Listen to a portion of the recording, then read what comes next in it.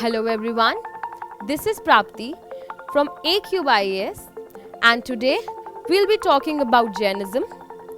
Now let's discuss that what does Jainism mean and where did it come from. Firstly, let's have the introduction. It is an Anadi religion, that is the all-time ever existed religion. Second, Rishabdeva was the first among 24 Tirantakaras. Parasvanath was the 23rd. Also, he lived for 100 years. He gave stress to 4 principles like Satya, Brahmacharya, Asteya and lastly Aparigraha. Now, we'll be discussing about the life of Vardhaman Mahavira. He was born at Kundagrama. He did his tapasya for 12 years. He successfully gained control on all his senses. That's why he is called Jina, that is, who won over his senses. Secondly, he was also freed from all the bandages. That's why he is called Nigranth. And thirdly, he received his nirvana at Pavapuri. Now, we'll talk about the work of Mahavira. He was considered as the actual founder of Jainism. I'll repeat that he was considered as the actual founder of Jainism. He also contributed a new principle which was non-violence. He refreshed Jain monachism. And lastly, mode of delivering the message was Ardhama Gadhi. Now, we'll be talking about some basic principle of Jainism. We all know हर धर्म के कुछ basic principles होते हैं. अब हम Jainism के basic principles के बारे में बात करेंगे. Negation of Vedas, Vedic rituals, sacrifices and its concept of God. Secondly, to achieve moksha, one should control his own senses instead of depending on the favor of God. Third, universe is created due to Jiva, which is immortal. To achieve moksha, Jiva should freed from actions. And lastly, belief in equality. Now, we'll be talking about the vratas. It is a very important aspect of Jainism. Let's talk about Mahavrata. It includes 5 principles which were mandatory for Jain monks and nuns. Hence, it was known as Mahavrata, which includes Ahimsa, Satya, Asteya, Aparigraha and Brahmacharya. And Mahavrata ke baad, we have 3 more Vrata, which is Anuvrata, Gunavrata and Shikshavrata. Now, we'll talk about types of disciples कि Jainism के disciples कितने तरीके के थे, which were तिरंतकारा first, second अर्हाता, third Acharya, fourth Upadhyay and fifth Sadhu. Now we'll talk about Jain scriptures. We all know कि हमारी history में scriptures ने कितना इम्पोर्टेंट रोल प्ले किया है. इसी तरह हम जैन स्क्रिप्चर्स की बात करते हैं. फर्स्टली, दे हैव वन पर्वा which is the original preaching of Mahavira, compiled in 14 volumes. Second, at Patliputra, Stutbhadra classified Jainism into 12 anga. But remember, it all happened in the first grand assembly, which include Acharanga Sutra and Bhagavati Sutra. Now, we'll be talking about the spread of Jainism, how Jainism was spread. There are many reasons behind the spread of Jainism. Firstly, Arya Sudharma became the first main preacher of Thera. During the period of Nanda dynasty, Sambhutvijaya propagated Jainism. Secondly, there are many rulers जिन्होंने Jainism को अपना main religion as well as अपना political religion बना लिया था. Lastly, the trade and artisans class also accepted Jainism.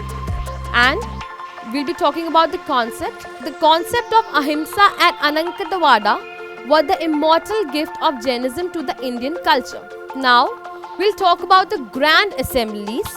Tudbhadra organized first grand assembly at Patliputra. The assembly came up with classification of Mahavira's preaching in 12 angas. Second assembly was held in Valabhi in Gujarat, preceded by Dyawaradhimani.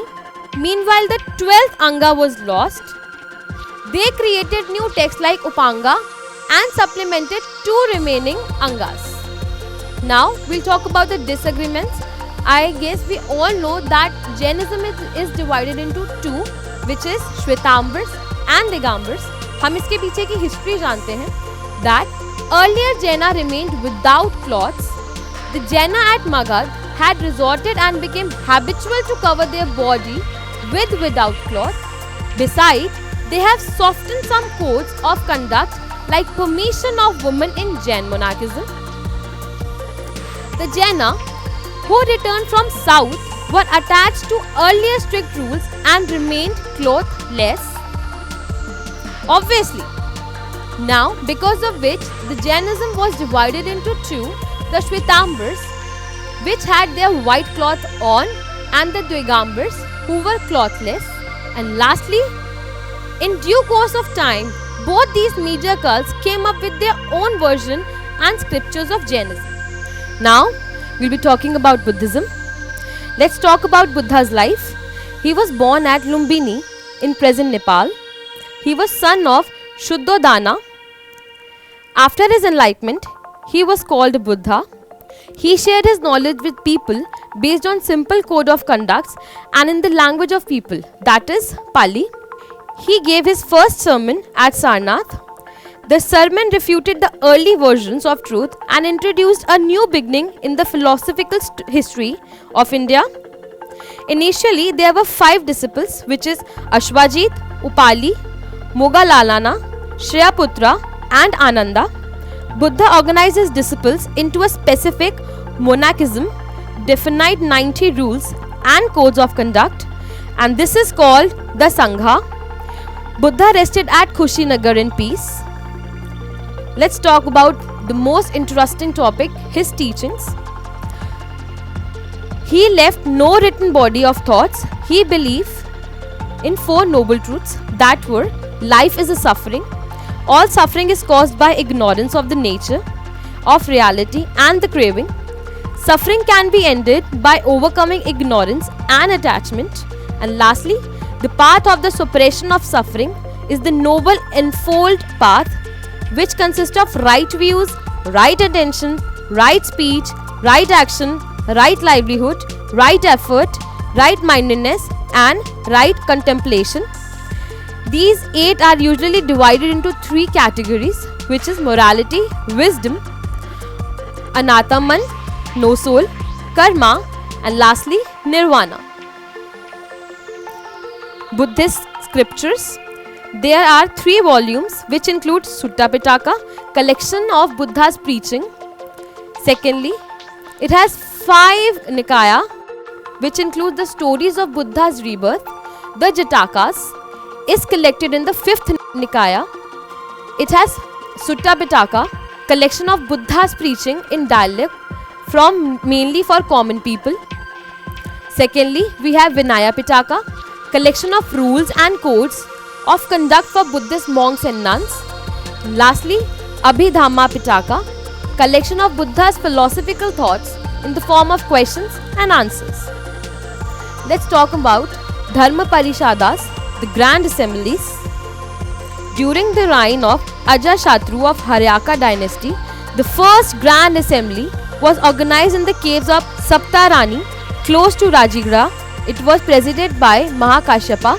The first assembly came up with the collection of Buddha's preaching in Pitaka. Secondly, the second grand assembly, monks of Patliputra and Vaishali introduced some rules, however debated by monks of Avanti and Kaushambi. The debate did not reach to any conclusion. Hence, Buddhism witnessed its first major division under the name of Mahasanghika and Tavirvadis. The Mahasangika supported new rules. The Stavirvadi stuck to the rules compiled under Vinaya Pitaka. Let's talk about some other aspects of Buddhism, which is Tantrism.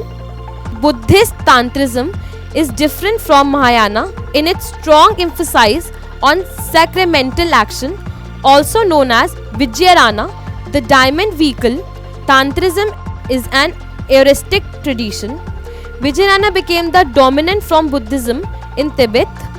Vijayarana became the dominant form of Buddhism in Tibet and was also transmitted through China to Japan, where it continues to be practiced by Shingon sect. Zen Buddhism from Japan. Zen is the Japanese development of the school of Mahayana Buddhism that originated in China as Chan Buddhism. Mudras of the great Buddha. Let's talk about the chakras, the mudras which he taught to his monks. Firstly is Dharma Chakra Mudra. Second is Bhumi Sparsha Mudra. Third is Varada Mudra. Fourth is Dhyana Mudra. And lastly, Abhaya Mudra. Maitreya or Metaya. It is regarded as a future Buddha of this world. According to Buddhist tradition, Maitreya is a Buddhistava who will appear on earth in the future, achieve complete enlightenment and teach the pure Dharma. The prophecy of the arrival of Maitreya refers to a time in the future when the Dharma will have been forgotten by most of the terrestrial world. Now, lastly, let's talk about the decline of Buddhism. Due to clash of philosophy and stress on codes among various versions, in due course of time, it gradually declined and around the end of the 17th century became almost invisible. I emphasize, it almost became invisible from the Indian land. Let's talk about the reasons of decline. Firstly, shift of kings. Secondly, reforms in the erstwhile region, ritualistic Vedic religion. Third, dissension in Buddhism immediately after the departure of Buddha. Fourth, foreign invasion. And last, the aggressive Huna tribe, the follower of Shaiva cult. It destroyed Buddhist monastery and learning centers. It was final blow of dispersed Buddhists at that time. Okay, thank you everyone. That's all for the today's session.